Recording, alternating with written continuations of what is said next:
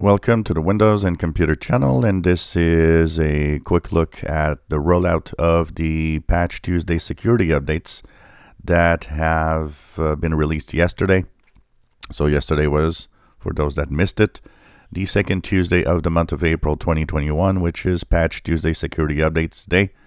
And the rollout seemed to go well. Like I said yesterday, in Windows, don't know exactly how many security flaws, but total, when you count Azure, when you count Office, when you count all sorts of other products, total updates are 108. So it depends on the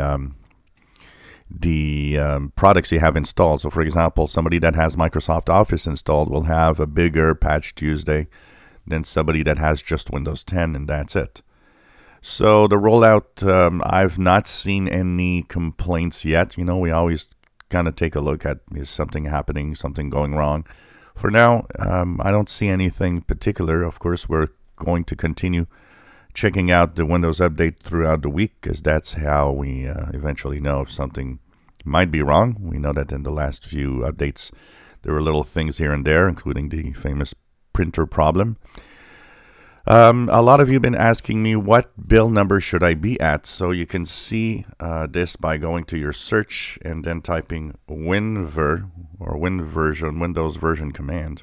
This, if you're at 1909, that's the November 2019 update, you should be at 18363.1500. So 18363.1500. And if you're on the May or October 2020 update, or even on 28.1H1 beta, it's 19041.928, 19042.928, or 19043.928, depending on which version you have installed on your PC.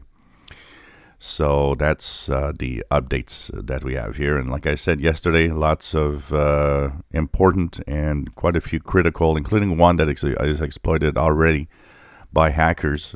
So it's very important to update to stay safe on your computer. That's how you will actually have a good experience and nothing bad happening while you're surfing the internet.